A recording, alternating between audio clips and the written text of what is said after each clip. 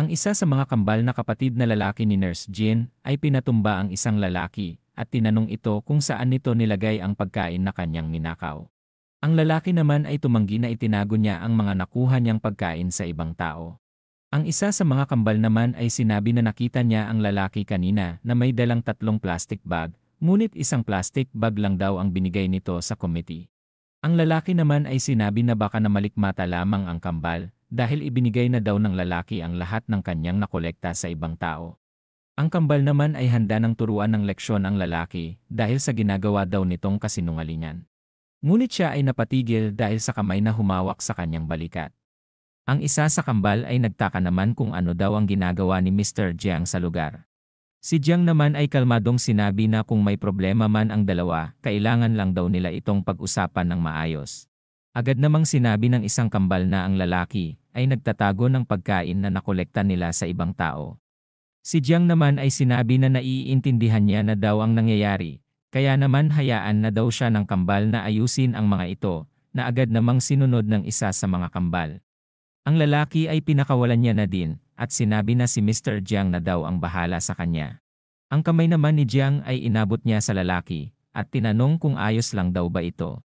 Ang lalaki naman ay wala nang masabi, dahil sa bait na itsura na pinapakita ni Jiang. Ilang sandali pa ang 2 plastic bag na nawawala ay lumabas na. Ang lalaki ay humingi ng tawad kay Jiang, nagawa niya lang daw ang bagay na ito, dahil 5 silang tao sa kanilang bahay at ang rasyon na natatanggap nila ay kulang daw para sa kanila. Si Jiang naman ay biglang ibinigay ang kanyang rasyon ngayong araw sa lalaki, kaya naman ang lalaki ay nagtataka sa ginagawa ni Jiang na kabaitan sa kanya. Sinabi naman ni Jiang na naiintindihan niya ang nararanasan ng lalaki, ngunit sinabi niya din na kailangan nilang sumunod sa patakaran, kailangan daw ibigay ng lalaki ang lahat ng nakolekta nitong pagkain, at tumanggap lamang ng rasyon base sa bilang ng mga tao sa loob ng bahay nito. Mula sa background sinabi ni Jiang na dalhin na daw ng lalaki ang pagkain na natanggap niya sa kanyang pamilya. Nagpasalamat naman ang lalaki kay Jiang habang umiiyak. Ang lalaki ay sinabi na siya si Luwang, at kung may kailangan daw si Jiang handa daw itong tumulong sa kanya. Si Jiang naman ay sinabi din na kung may problema daw ito, huwag din daw itong mahiyang magsabi sa kanya.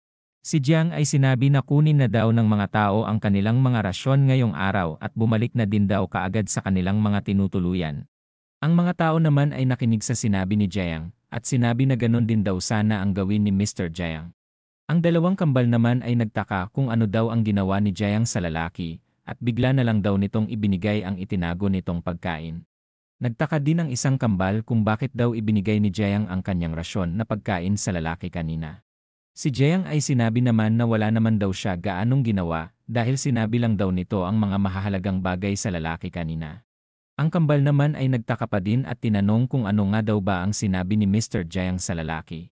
Si Jiang ay nagbigay daw ng sitwasyon sa lalaki, pinaliwanag niya sa lalaki na kung hindi niya ibibigay ang itinago nito sigurado daw na magkakagulo ang mga tao sa paligid at siya ang sisisihin nito. At malamang dumating din daw sa punto na mawalan na sila ng tiwala sa lalaki. Kaya naman tatanggalin na nila ito sa rasyon na kanilang natatanggap. Mula sa background sinabi din ni Jiang na huwag na daw nila isipin kung ano ang kaparusahan na matatanggap ng lalaki matapos ang taglamig. Dahil kailangan pa daw nitong alalahanin ang kanyang mga ninakawan ng pagkain, dahil baka balikan daw siya ng mga ito para maghiganti. Mula sa hindi kalayuan ang matanda naman ay pinapanood ang mga nangyayari sa paligid. Iniisip ng matanda na isang magaling na leader si Jiang. Iniisip niya din na hindi daw ito isang normal na leader. Ang eksena ay nalipat kay Hanfang na pinupukpok ang kanyang bintana. Iniisip naman ni Hanfang na tapos niya na daw patibayin ang lahat sa kanyang buong bahay. Mula sa labas naman ng kanyang pintuan ay may biglang kumatok na ipinagtaka naman ni Hanfang. Habang palapit siya sa pintuan, iniisip naman ni Hanfang kung ang mga taong magnanakaw na naman daw ba ito ng mga supply ng pagkain. Si Hanfang ay sumilip sa butas ng kanyang pintuan para makita kung sino nga ba ang nasa labas.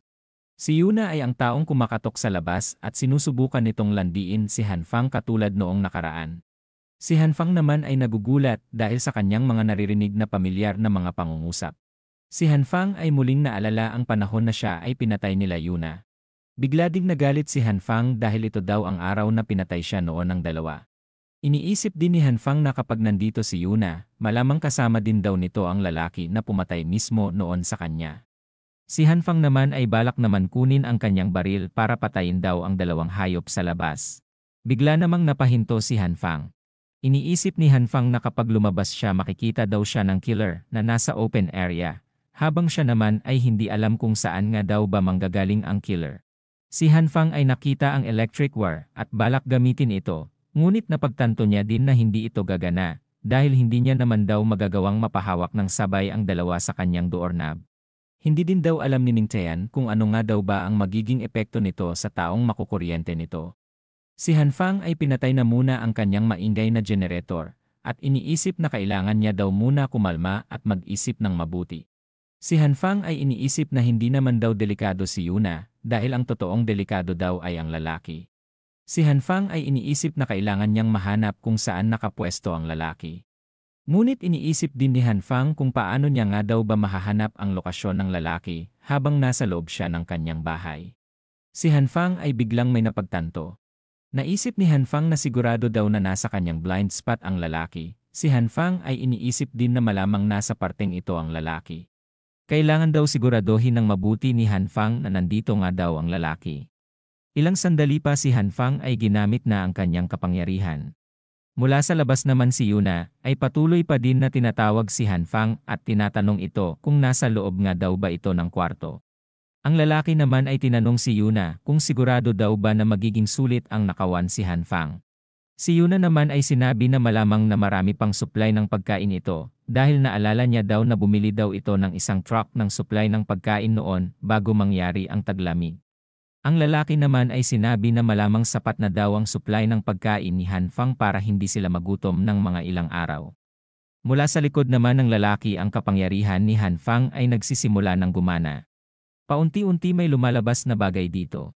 Tinanong naman ng lalaki kung narinig daw ba ni Yuna ang kakaibang tunog sa paligid, ngunit si Yuna naman ay sinabi na wala daw siyang narinig.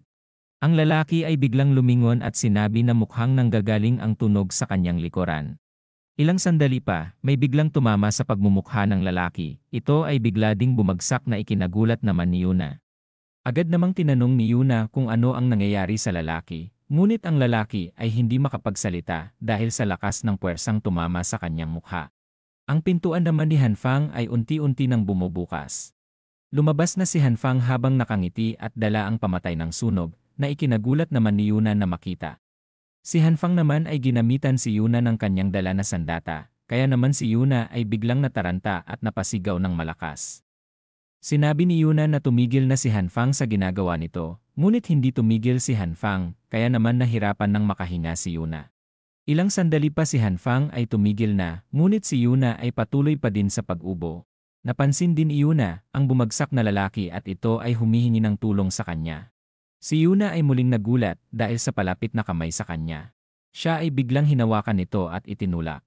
Matapos matulak agad namang tumayo si Yuna at tumakbo habang sumisigaw at humihingi ng tulong. Si Hanfang naman ay hinayaan na si Yuna na makatakbo. Ngunit ang lalaki naman ay tumatayo na ng paunti-unti. Si Hanfang ay biglang sinipa sa sikmura ang lalaki at sinabi na hindi ito pwedeng tumayo. Habang pasugod si Hanfang, ang lalaki naman ay pinahinto si Hanfang sa ginagawa nito. Ang lalaki ay tinanong si Hanfang kung kilala daw ba nito ang kanyang tatay. Pinagbantaan din ng lalaki si Hanfang na may hindi magandang mangyayari sa pamilya nito kapag pinagpatuloy siyang sinaktan ni Hanfang.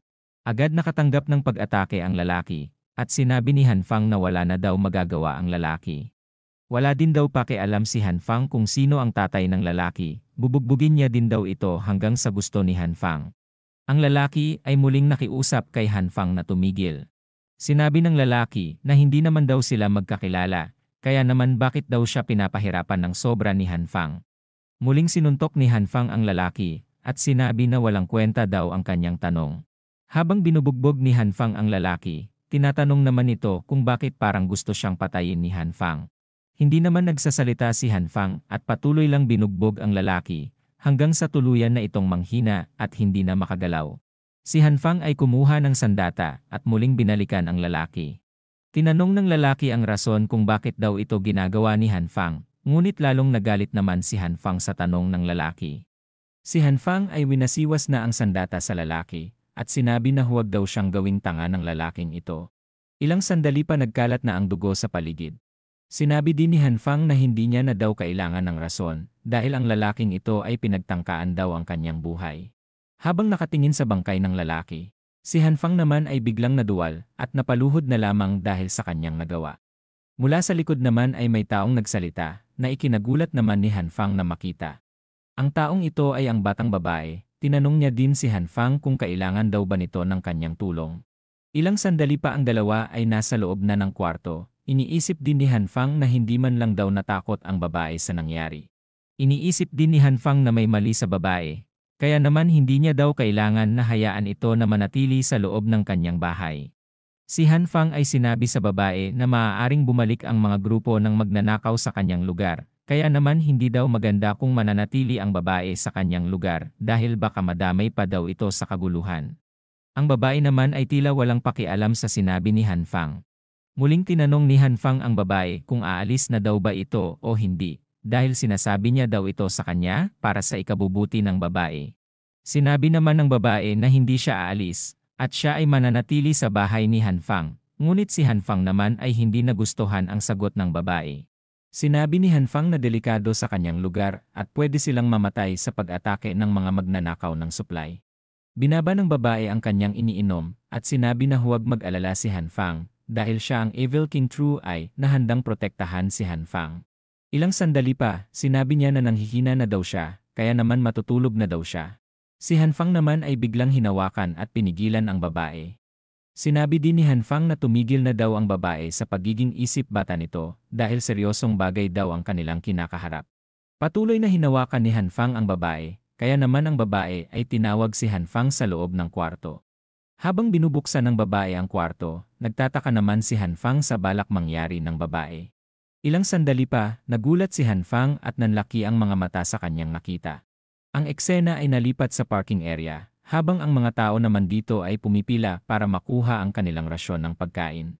Si Yuna ay nakapila din sa lugar na ito. Sinabi ni Yuna ang kanyang apartment number at sinabi na siya lang daw ang nakatira dito. Ang lalaki naman ay agad binigyan ng pagkain na rasyon si Yuna. Habang paalis na si Yuna, napansin naman ng ibang tao na mukhang nakakuha na daw ng pagkain ang apartment number na sinabi ni Yuna kanina. Habang kumakain, iniisip naman ni Yuna na hindi pa daw bumabalik ang lalaki. Nagtataka din si Yuna kung bakit daw biglang natumba ang lalaki kanina. Iniisip din ni Yuna na mukhang naglagay daw ng trap si Hanfang sa lugar. Iniisip ni Yuna kung kailan nga daw ba binuksan ni Hanfang ang pintuan. Muling naalala ni Yuna ang init na nagmula sa loob ng kwarto ni Hanfang. Kaya naman iniisip ni Yuna na mukhang alam daw ni Hanfang na mangyayari ang taglamig na ito. Dahil nag-stock din daw ito ng maraming pagkain bago mangyari ang taglamig.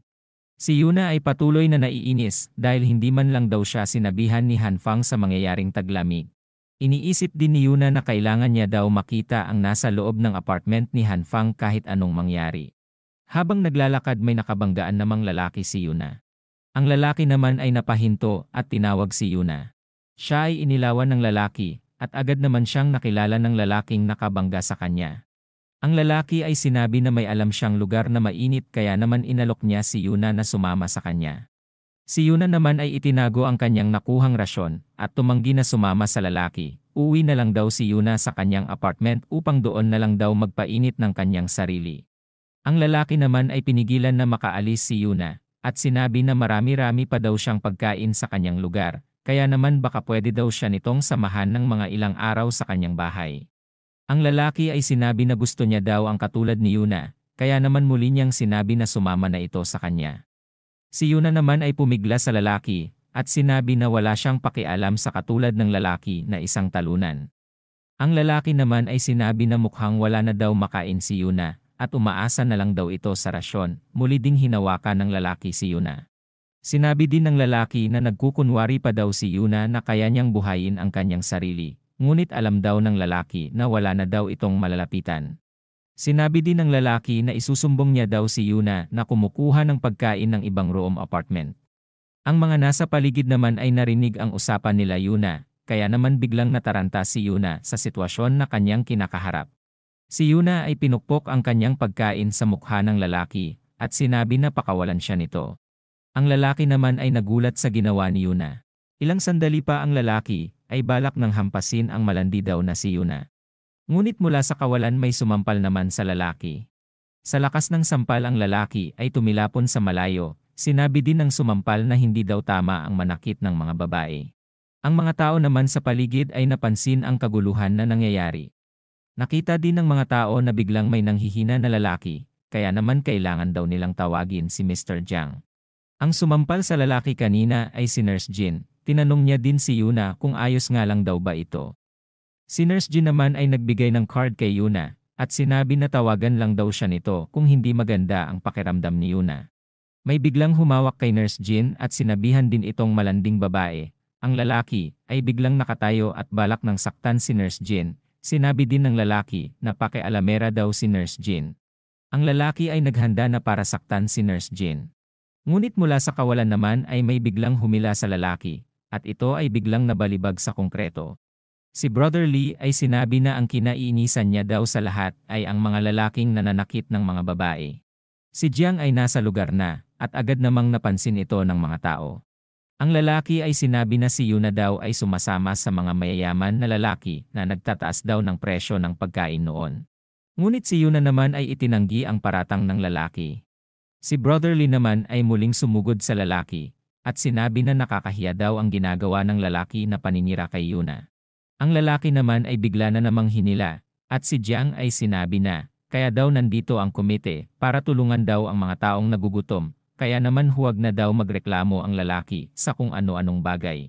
Ang lalaki naman ay agad humingi ng tawad kay Jiang at sinabi na kasalanan niya daw ang nangyari. Si Jiang ay sinabi na tatanggalin niya na daw ang lalaki sa rasyon ng pagkain kapag inulit daw ulit ng lalaki ang nangyari. Si Jiang ay sinabi na malaking tulong daw si Brother Lee at si Nurse Jin. Kaya naman muli niyang tinanong ang dalawa kung pumapayag na daw ba ang mga ito sa kanyang alok noon sa kanila. Si Brother Lee naman ay sinabi na wala daw siyang balak sumama sa grupo ni Jiang dahil ang mga ito daw ay nangunguha lamang daw ng pagkain mula sa ibang tao. Pipiliin na lang din daw ni Brother Lee na mamatay sa gutom kesa sa sumama daw sa kalokohan nila Jiang. Si Nurse Jin naman ay sinabi na hindi niya din daw gusto ang pamamaraan nila Jiang, ngunit kapag may mga nasaktan daw sa mga tao handa daw tumulong si Nurse Jin sa kanila. Nagpasalamat naman si Jiang sa kabaitan ni Nurse Jin. Ilang sandali pa, si Yuna ay tinawag si Jiang at tinanong ito kung pwede daw ba siyang sumama sa kanilang grupo. Si Yuna ay nilalandi si Jiang at sinabi na matagal niya na daw itong gusto dahil sa husay daw nitong mamuno. Si Jiang naman ay nilayo si Yuna at sinabi na mukhang hindi daw naiintindihan ni Yuna ang sitwasyon.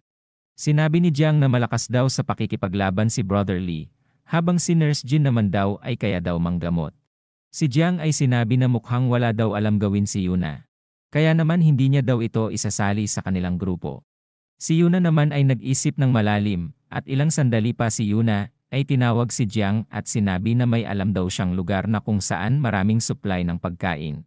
Ang eksena ay nalipat sa apartment ni Han Fang. Ang naman babae ay biglang nakapagpalabas ng portal at may hinahanap ito sa loob, habang si Han Fang naman ay naghihintay sa mga ilalabas ng babae sa portal. Ilang sandali pa ang babae ay nakapagpalabas ng manekin. Si Han Fang naman ay nainis at sinabi na napakalayo daw nito sa gusto ipakuha ni Han Fang sa babae. Si Han Fang ay napabuntong hininga at iniisip na may kapangyarihan daw pala ang babae na isang dimensional storage. Ang babae daw ay may kakayahan na makapaglagay ng mga bagay sa kanyang dimensional storage, ngunit ang kakayahan niya daw na makuha ang tamang bagay sa loob ng storage ay hindi magawa ng babae ng maayos. Si Han Fang ay sinabi na malapit na daw mapuno ang kanyang apartment ng gamit. Ngunit hindi pa din daw nito nahahanap ang pinapakuha ni Han Fang. Si Han Fang ay tinanong ang babae na kung ano daw ang itsura ng storage room sa loob. Sinabi naman ng babae na hindi pa daw siya nakapasok sa loob, kaya naman hindi niya daw alam kung ano ang itsura nito sa loob. Si Han Fang ay tinanong ang babae kung pwede niya daw bang ipasok ang kanyang ulo para tulungan ang babae na hanapin ang bagay na kanyang gustong makuha. Ang babae naman ay sinabi na pwede daw ito gawin ni Han Fang. Si Han Fang ay naghanda na para pumasok sa loob. Ilang sandali pa ang ulo ni Han Fang ay nasa loob na ng space storage. Paunti-unti binuksan ni Han Fang ang kanyang mata at nagulat sa kanyang nakita. Ang mga bagay ay lumulutang sa loob at hindi din makapaniwala si Han Fang dahil sa lawak ng space nito sa loob. Si Han Fang ay iniisip na ang babae daw ang nanglimas sa mga supermarket noong nakaraan, Kaya naman ang hanapin daw ang kanyang gustong makuha ay parang paghahanap sa isang karayom sa malawak na lugar. Si Hanfang ay biglang nakaramdam ng hindi maganda at siya ay paunti-unting nahihirapan. Ilang sandali pa, si Hanfang ay nakalabas na sa space storage. Napaluhod si Hanfang at patuloy sa pag-ubo. Si Hanfang ay nagalit sa babae dahil bakit hindi daw nito sinabi na wala daw oxygen sa loob ng space storage. Pakiramdam din daw ni Hanfang na para daw hinihigop ng paunti-unti ang likido sa kanyang katawan habang siya ay nasa loob. Ang babae naman ay sinabi na hindi niya daw alam ang bagay na ito. Dahil pinapasok niya lang naman daw ang kanyang kamay sa loob at hindi pa naman daw niya naranasan na masaktan. Ang babae ay biglang nagulat at sinabi na nahanap niya na daw ang bagay na gusto ni Hanfang. Si Hanfang naman ay muling sumigla at sinabi na meron daw pala talaga nito sa loob. Si Hanfang ay nagulat dahil sinabi ng babae na may nahanap pa daw siyang iba na pinapahanap ni Hanfang. Ang mga bagay ay nailabas na ng babae, kaya naman si Hanfang ay natuwa at nagulat dahil sa mga bagay na inilabas ng batang babae. Mula sa madilim na hagdan, ang mga nangungolekta ng pagkain sa mga tao ay umaakyat na at nakarating na sa pang-18 na palapag. Ang grupo ay sinabi na may nararamdaman daw na kakaiba sa palapag na ito. Ang isa naman ay sinabi din na sana hindi daw nila makita ang halimaw noon na nakita nila. Ang isang lalaki naman ay sinabi na 21st century na daw ngayon, kaya naman isang baliw na lang daw ang naniniwala sa mga multo o halimaw. Ang lalaki ay sinabi na sila ang grupong pinapunta ni Mr. Jiang sa lugar, kaya naman hindi daw dapat nila mabigo si Mr. Jiang. Ang isang lalaki naman ay nag-aalala dahil mukhang hindi naman daw totoo ang sinabi ni Yuna kay Mr. Jiang. Mula sa isang controller at kamera ang grupo ay pinapanood nila Hanfang. Nagpasalamat din si Hanfang dahil mabuti na lang daw na ilagay nila ang hidden camera sa tamang oras bago pa dumating ang mga nangunguha ng food supply. Si Hanfang ay sinabi na sisindihan na daw ang kanilang pangalawang plano na agad namang sinang-ayunan ng babae. Si Hanfang ay iniisip na kailangan niyang magawa ang plano ng tama, kaya naman si Hanfang ay nagdala ng isang orasan. Ang leader ng grupo ay may kakaibang narinig sa hindi kalayuan. Ang isang lalaki naman ay sinabi na mukhang ito na daw ang multo sa lugar na ito. Mula sa itaas ng hagdan ay may mga ilaw naman ang parating. Ilang sandali pa ang mga kotse na laruan ay sumugod na papunta sa grupo. Ang laruan ay nasa mukha na ng leader at ito ay malapit na ding sumabog. Ilang sandali pa sumabog na ito, ang bomba ay sumabog na at ito daw ay may kalamansi flavor. Kaya naman hindi na nila makita ang isa't isa dahil masakit na daw ang kanilang nga mata. Ang mga laruan na may bomba ay patuloy na dumarating, kaya naman ang grupo ay nagpasya ng tumakbo. Ang drone naman na kinokontrol nila Hanfang ay sinusundan ang grupo. Tinanong din ng babae kung ibabato niya na daw ba ang bomba sa mga kalaban. Si Hanfang naman ay sinabi na ibato daw ng babae ang bomba kapag malapit na daw ito sa kanila. Dahil sa oras na ito ay tuturuan niya daw ng leksyon ang mga ito. Ang drone ay patuloy na sinusundan ang mga lalaki, ang leader ng grupo naman ay nakita ito at pinagtangkaan itong sirain. Si Hanfang naman ay nainis at sinabi na huwag daw hayaan ng babae na masira ang drone. Ang leader ay winasiwas na ang kanyang armas. Ang drone ay nadaplisan ng lalaki, kaya naman ang babae ay sinabi na hindi niya na daw makontrol ng maayos ang drone. Ang drone ay hindi na makalipad ng maayos, si Hanfang naman ay sinabi na isalba daw ito ng babae dahil ito lang daw ang nag-iisang drone nila. Ang drone ay nakalabas ng gusali. Kaya naman muling sinabi ni Hanfang na kailangan masalba ito ng babae.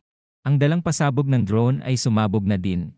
Ang drone ay patuloy pa din sa paglipad, sinabi din ng babae na may problema sa elisi ng drone, kaya naman ito ay pabagsak na.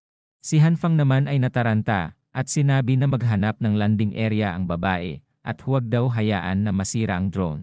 Ang babae ay sinabi na nakalanding na daw ng maayos ang drone sa labas ng bintana.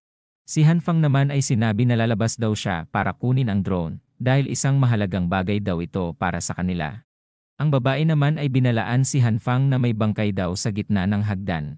Nagtaka naman si Hanfang at biglang tinignan ang tinutukoy ng babae.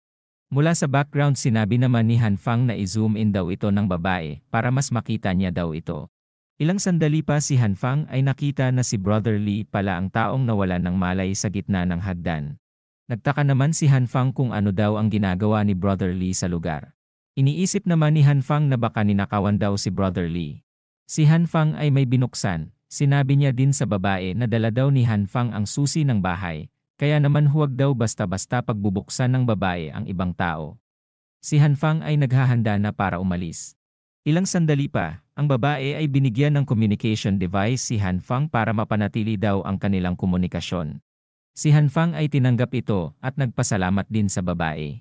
Si Hanfang ay handa na umalis dala ang kanyang baril. At sinabi na hindi niya na sana kailanganin paggamitin ang bagay na ito. Si Hanfang ay pababa na sa hagdan. Habang ang babae naman ay inaalalayan si Hanfang gamit ang mga kamera na nilagay nila sa bawat palapag. Si Hanfang ay iniisip na nasa -50 ang temperatura sa labas ng gusali, kapag tumagal din daw ang isang tao sa labas gamit ang normal na kasuotan lamang na panlaban sa lamig sigurado daw na maninigas ito sa lamig. Sinabi din ni Hanfang na hindi maganda ang kalagayan ni Brother Lee, kaya naman kailangan niya ng bilisan. Ang leader ng grupo kanina ay sinabi na mag-ingat ang kanyang mga kasamahan kapag aakyat daw ang mga ito sa kanilang pinuntahan kanina. Si Jiang naman ay sinabi na naintindihan niya daw ang sinabi ng lalaki, kaya naman nagpasalamat din ito sa impormasyon.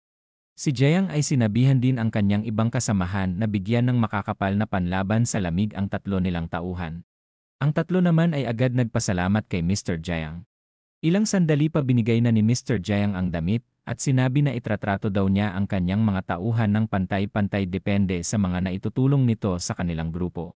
Ang tatlo naman ay muling nagpasalamat dahil sa binigay ni Jiang.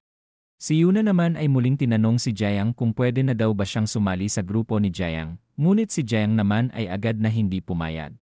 Si Jiang ay sinabi na kailangan daw muna nilang siguraduhin na totoo ang sinasabi ni Yuna tungkol sa kanyang kaibigan na si Hanfang. Hindi din daw maniniwala si Jiang sa sinabi ni Yuna kung hindi lang nakita ni Mr. Liu ang taong nag-imbak ng truck ng pagkain noon. Si Jiang ay sinabi na maghanda na daw silang umalis, na agad namang sinang-ayunan ng isa sa kambal. Sinabi din ni Jiang na bigyan daw niya ng sandata si Yuna. Si Jiang ay sinabi na sana mapakita daw ni Yuna ang kanyang kayang gawin sa operasyon na ito. Ilang sandali pa, ang isa sa mga kambal ay binigyan na ng sandata si Yuna. Sinabi din ni Yuna na naiintindihan niya daw ang ibig sabihin ni Jiang. Ang grupo ni Jiang ay handa nang umalis at sinabi na mag-iingat daw silang lahat habang umaakyat. Ilang sandali pa sila Jiang ay umaakyat na sa hagdan upang pumunta sa lugar ni Hanfang. Ang grupo ay nakita ang tao na nakahiga sa gitna ng handan, at ito ay walang iba kundi si Brother Lee. Si Brother Lee ay pinainom ng tubig, ang tubig ay umuusok sa init kaya naman nagulat si Brother Lee, at sinabi na napakainit daw nito. Ilang sandali pa, napansin ni Brother Lee ang grupo. Si Brother Lee ay sinabi na napakamalas dahil nakita niya ang grupo nila Jiang. Ang isa sa kambal naman ay nagalit at sinabi na bakit hindi na lang daw magpasalamat si Brother Lee sa kabaitan ni Mr. Jiang. Si Brother Lee ay napabuntong hininga at sinabi na gusto niya daw sanang magpasalamat sa kanila, ngunit ang grupo daw nila ay mga magnanakaw lamang ng food supply ng ibang tao, kaya naman huwag na daw magkunwari ang mga ito na isang bayani. Ang kambal ay gustong sugudin si Brother Lee, ngunit agad namang pinigilan ito ni Jiang. Si Jiang ay muling inalok si Brother Lee sa kanilang grupo, ngunit agad namang tumanggi si Brother Lee at sinabi na napakakulit daw ni Jiang. Ang isa sa kambal naman ay sinabi na huwag na daw tumanggi si Brother Lee at mag-isip daw ng mabuti. Si Brother Lee ay paalis na at tinanong kung bakit napakapilit daw ng mga ito na isama siya sa grupo nila. Si Jiang naman ay hinawakan si Brother Lee. At sinabi na kailangan daw nila ang lakas ni Brother Lee upang makaligtas daw ang mga mas mahihina. Si Brother Lee naman ay sinabi na binibigyan lang daw ni Jiang ang mga matatanda sa kanilang grupo ng pang-isang kainan sa loob ng 3 araw, kaya naman wala daw itong pagkakaiba kung mamamatay na lamang siya dahil sa gutom. Sinabi din ni Brother Lee na nag-isa lang daw siya na namumuhay, kaya naman hindi daw nila siya matatakot. Si Hanfang naman ay nasa taas ng hagdan at nakikinig sa usapan nila Brother Lee. Si Hanfang ay iniisip ang mga sinabi ni Brother Lee, at sinabi na wala talagang pakialam si Jiang sa kanyang mga tauhan. Iniisip din ni Hanfang na kung nagpatuloy ang ganitong pamumuno ni Jiang hindi daw magtatagal magkakagulo na daw ang kanilang grupo. Ang isa sa kambal ay sinabi na wala daw utang na loob si Brother Lee, kaya naman kung wala na daw itong magandang sasabihin umalis na lang daw ito sa kanilang daraanan. Si Brother Lee naman ay biglang ginamitan ng headbutt ang isa sa kambal. Si Brother Lee ay sinabi na hindi daw siya aalis sa kanyang pwesto, kaya naman tinanong niya ang mga ito kung ano na daw ang kanilang susunod na gagawin sa kanya. Dahil sa takot nila medyo napaatras ang grupo, si Jiang naman ay sinabi na huwag daw matakot ang grupo. Napansin naman ng grupo ang sinabi ni Jiang, kaya naman nagsimula na itong lumapit kay Brother Lee at handa ng umatake. Si Brother Lee naman ay sinabi na hindi daw siya natatakot sa grupo. Si Han Fang naman ay iniisip na mukhang pabagsak na ang kalagayan ni Brother Lee, kaya naman kailangan niya daw itong tulungan. Iniisip din ni Han Fang na sobrang dami daw ng bilang ng grupo, kaya naman wala daw siyang magagawa kung sakaling tutulungan niya si Brother Lee. Si Han Fang ay iniisip na sobrang dami na daw na naitulong ni Brother Lee sa kanya, kaya naman hindi niya daw pwedeng hayaan na mamatay na lang si Brother Lee. Ilang sandali pa, si Han Fang ay may kinuha sa kanyang bulsa, at inilabas na ang kanyang baril, at mukhang handa na din sumugod sa grupo. Si Brother Lee naman ay tinawag ang grupo na lumapit kung gusto nilang masaktan. Si Brother Lee naman ay biglang napalingon sa itaas. Ilang sandali pa pumutok na ang baril ni Han Fang. Ang grupo naman ay natakot dahil sa muntikan na silang tamaan ng bala. Ang grupo ay nagtataka kung ano daw ang kanilang narinig. Ilang sandali pa si Han Fang ay nagpakita na at sinabi na manahimik daw ang grupo at huwag gumalaw ng masama. Si Han Fang ay lumapit kay Brother Lee. Kaya naman si Brother Lee ay hindi makapaniwala na dumating si Han Fang para tulungan siya. Habang kalmado lang si Jiang, ang mga tauhan naman ni Jiang ay natatakot dahil sa baril ni Han Fang. Si Yuna naman ay nagtataka kung bakit umalis si Han Fang sa loob ng bahay niya. Nagtataka din siya kung paano nagkaroon ng baril si Han Fang. Si Han Fang naman ay binigay ang susi ng kanyang bahay kay Brother Lee. At sinabi na umalis na daw sila sa lugar. Ang mga tauhan naman ni Jiang ay tinanong siya kung ano na ang kanilang susunod na gagawin. Sinabi din ng isang tauhan na samantalahin na daw nila ang pagkakataon habang abala daw si Han Fang na kinakausap si Brother Lee. Ngunit biglang nagpaputok si Han Fang sa kanila at sinabi na huwag daw silang gagalaw. Sinabi din ni Han Fang na bitawan daw ng mga ito ang kanilang sandata. Dahil sa takot agad namang sumunod ang grupo. Sila Han Fang ay paunti-unti nang umatras. At sinabi na ang gagalaw daw ay babarilin ni Han Fang. Ilang sandali pa sila Han Fang ay nakaalis na sa lugar. Si Jiang ay tinanong ang kanyang mga kasamahan kung may nakakakilala daw ba sa lalaking may baril. Sinabi naman ni Yuna na siya si Han Fang, at ang bahay daw na pupuntahan nila ay ang bahay ni Han Fang. Ang isa sa kambal naman ay nagalit kay Yuna dahil bakit hindi daw sinabi nito na may baril daw pala si Han Fang. Si Yuna naman ay agad sinabi na unang beses niya palang daw nakita na may baril daw pala si Han Fang. Si Jiang naman ay pinigilan ang isa sa kambal at sinabi na naniniwala daw siya kay Yuna.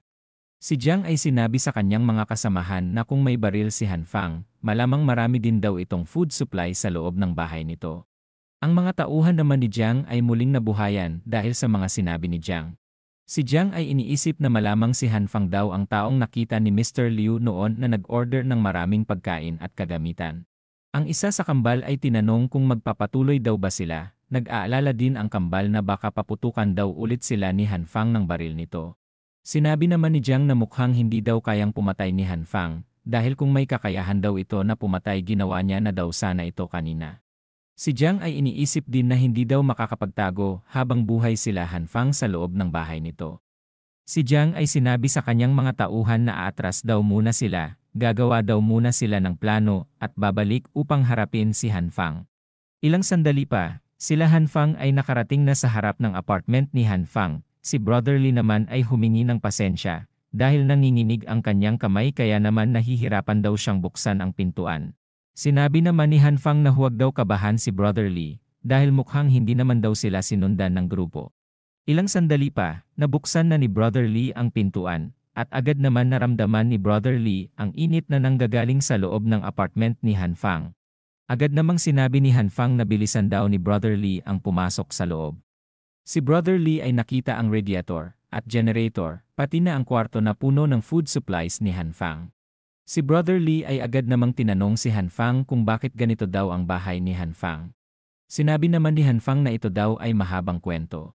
Mula sa isang kwarto ang pintuan ay nagbukas, at ang babae naman ay tinanong si Han Fang kung nasaan na daw ang drone. Si Han Fang naman ay sinabi na nakalimutan niya daw itong kunin.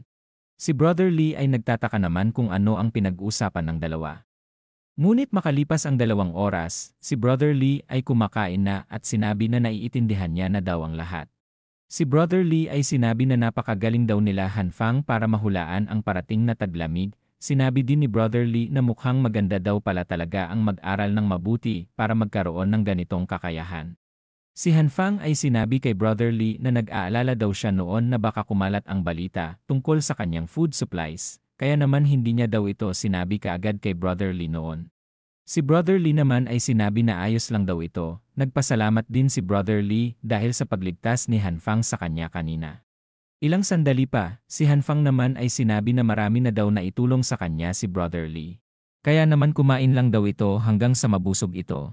Si Brother Lee naman ay naging emosyonal dahil sa kabaitan ni Han Fang sa kanya. Si Brother Lee ay sinabi din na napakabuti daw talaga ni Han Fang. Si Brother Lee ay sinabi din na kakaiba at hindi na daw normal ang nangyayari sa labas.